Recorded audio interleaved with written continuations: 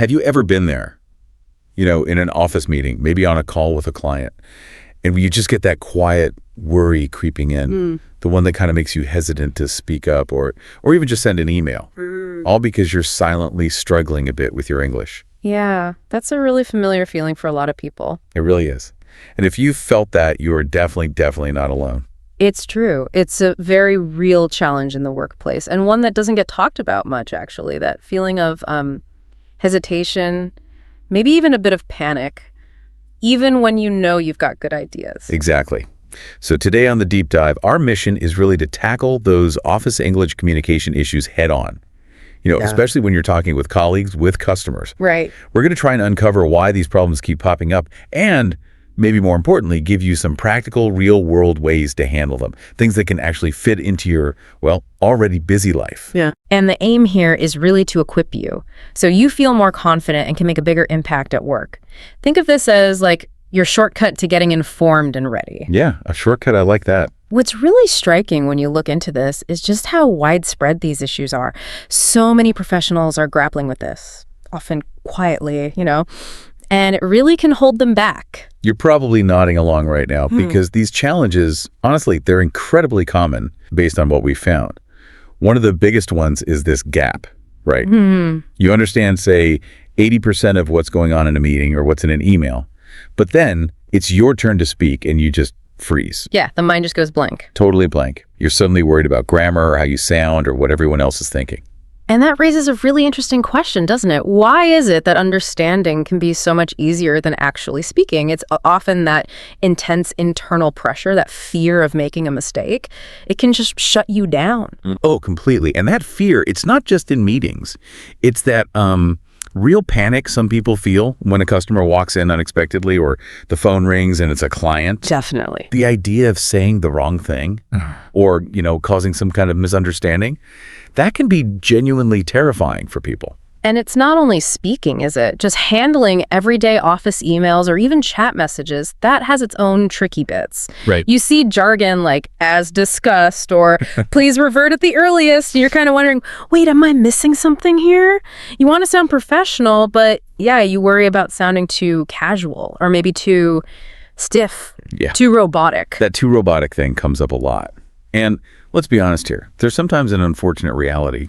Some managers might, maybe unfairly, connect not speaking English fluently with lacking skills or confidence, even if you're actually really good at your job. That's a tough one. It is. It really is a perception bias, isn't it? Which just highlights why working on these communication skills isn't just about, personal growth. It's also about making sure your actual abilities get seen and recognized at work. Absolutely. And it's not just about how others see you. Another huge challenge is having really valuable ideas, wanting so badly to jump into the discussion in meetings or presentations, but just staying silent because you're just too scared of making a mistake. So you hold it all back. And the irony there is huge, right? Those ideas you're holding back, they could be exactly what the team needs. That silence is actually a big loss for everyone. Such a loss.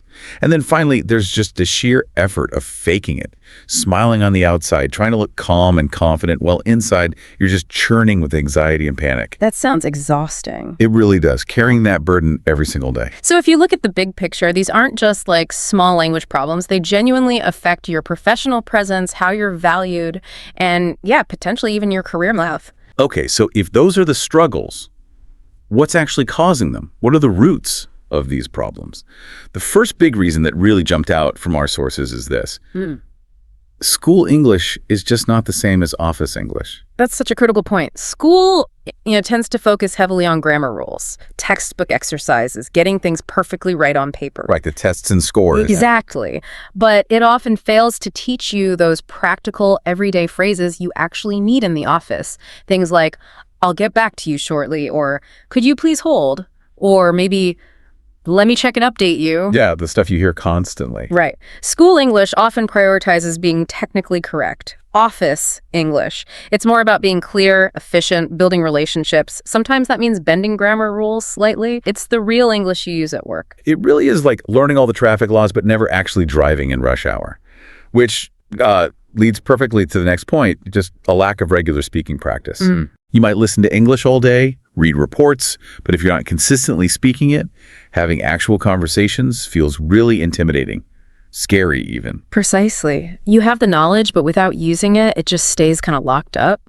And then layered on top of that is that deep down fear of being judged, worrying someone will laugh or criticize your pronunciation. That fear alone can be enough to keep people totally silent. It's a huge psychological hurdle. It really is a massive emotional block. And then, of course, there's the practical stuff.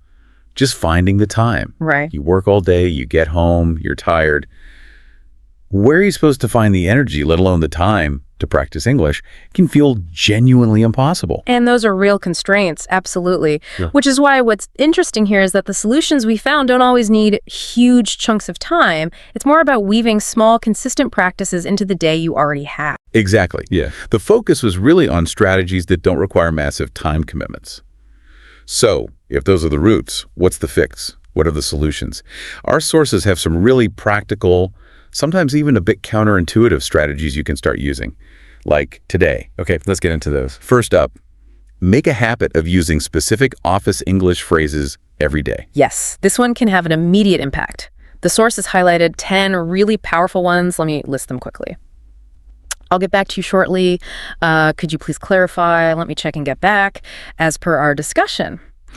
Noted, I'll take care of it. Apologies for the delay. Please find attached the file. Thanks for your support. I appreciate your patience, and let's schedule a follow-up. Those are gold, and my favorite tip for actually using them. So simple. Just write maybe 3 of them on a sticky note, stick it on your monitor, and just consciously try to use them right away. Great practical tip. Okay, next solution.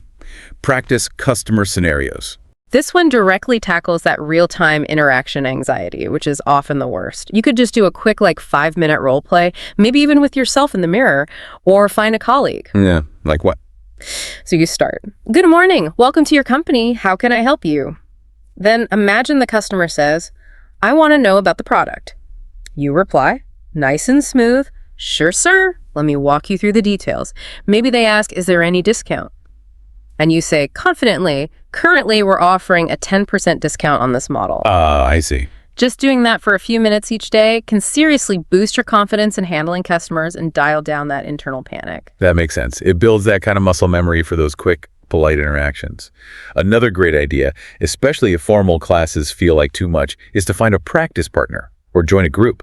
Yeah, like a speaking buddy. Exactly. Just 10 minutes a day. Talk about emails you got, practice phone dialogues, whatever. It can make a massive difference. And there are loads of ways to do this. Platforms like HelloTalk or Tandem are good, or even forums on sites like English Club. Or hey, just start a private WhatsApp group with a friend or colleague who also wants to practice. Low pressure is key there. Absolutely. Consistency over intensity. Okay, speaking of low pressure, let's touch on email writing. The sources suggest simplifying it right down, almost like using a template, which honestly can be a huge relief. Definitely. It's really about being clear and getting to the point, not writing fancy prose. A simple structure works best. Subject line, greeting, the main body of the message, a closing, and your sign off. Nice and clean. Yeah. So subject, request for meeting reschedule, body, hope you're doing well. I'd like to request rescheduling our meeting from 3 p.m. to 4 p.m. today due to a prior engagement. Then a polite closing, maybe thanks for your understanding and your name. Short, professional, polite. No fluff needed. Simple, effective, love it. Okay, this next one. It might sound a bit odd at first, but apparently it's surprisingly effective. Speak to yourself in English. It absolutely works. It sounds funny maybe, but the sources suggest it actually helps sort of rewire your brain's response to speaking English, makes it feel less foreign, less scary. How would you do that? Just narrate your day, basically. In the elevator, making coffee, walking home, say things like, okay, got to finish that report today, or right, meeting's at 11, need to prep my points, or okay, let me draft that email about the delay. The more you just talk to yourself, the more natural English starts to feel. It's like you're constantly rehearsing in private, lowering the stakes. That's fascinating. So it's not just practice, it's making it feel more normal, less intimidating. Okay, and the last main strategy. Watching and copying. Right, taking passive learning, watching videos, and making it active. The idea is simple. Watch one short English-speaking office-related video each day. YouTube is great for this. What kind of videos? Things like English meeting role plays, or customer service English practice, maybe workplace communication skills. Watch a bit, then pause it. Repeat what the person said. Try to copy their tone, their phrasing. So you're training your ear and your mouth at the same time. Exactly. It connects listening and speaking. Okay, to make this all feel a bit more real, let's quickly play a sample conversation. It really shows how simple, clear, respectful English works perfectly fine in a professional situation, even when there's a slight issue. Yeah, this is just a short exchange. An employee talking to a customer about a delayed laptop order. Just listen to how straightforward and polite it is. Audio, snippet start. Employee speaker. Good morning, sir. How can I assist you today? Customer speaker. I ordered a laptop, but it hasn't arrived yet. Employee speaker. Oh, I'm really sorry to hear that. Can I please have your order number? I'll check the status for you right away. Customer speaker. Sure, it's 103A45. Employee speaker. Thank you. Please give me just a moment. Okay, yes, I see it here. Looks like there's a slight delay with the courier. We expect to deliver it by tomorrow evening. Customer speaker. Okay, thanks for checking. Employee speaker. You're very welcome. And again, apologies for the inconvenience caused. Employee speaker. Audio snippet end. See, pretty straightforward, right? And polite. No really complex words needed, just clear communication. Exactly. It really underlines that in most professional interactions, especially with customers, being clear and polite often matters much more than having perfect grammar. The goal is understanding and building rapport. So true. Okay, let's pull all this together. What does this mean for you listening right now? Let's make it super actionable. Here's a simple 5-step routine you could literally start today. Okay, here's your action plan. Daily 5-minute mirror speaking. Just talk to yourself about your tasks for the day. Or imagine handling a customer query. Make it a habit, just 5 minutes. Easy enough. Number 2. Learn 3 new office phrases each day. Remember those ones we listed? Pick 3, write them down, and really try to use them in conversations or emails that day. Got it. Number 3. Watch 1 office English video daily. YouTube's your friend here. Pause it, repeat what you hear, mimic the tone. Active watching. Okay. Number 4. Write 1 professional email daily. Even if you don't actually need to send one, just practice writing a clear, concise email using that simple structure we talked about, purely for practice. Good habit. And number 5. Record your voice once a week. Just use your phone, talk for a minute or 2, then listen back. It might feel a bit weird at first. Definitely weird at first. Yeah, but it's honestly so valuable for hearing how you actually sound and tracking your progress. You'll notice improvements yourself. Okay, that's a solid plan. And wrapped around all of this is the key mindset shift we found in the sources. You don't need to be perfect, you just need to make progress. That's absolutely the main message. The goal isn't some flawless British or American accent. The goal is simply to speak clearly and confidently. Exactly that. It's about being effective in your communication, showing what you know, not about sounding like someone else. Small, consistent steps really do add up to big results. So whether you're working in finance, IT, hospitality, customer service, wherever, remember this key idea. Real confidence in your office English doesn't just magically appear after a course. Yep. It grows from that consistent small daily practice.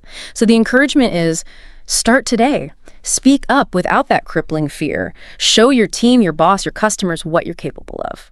Well said. Yeah. And maybe leave you with this thought. As you start doing this, just consider how gaining even a little bit more confidence in your office English, how that might not just change your communication, but maybe how you see your own professional abilities. It could potentially open up opportunities you hadn't even thought about before.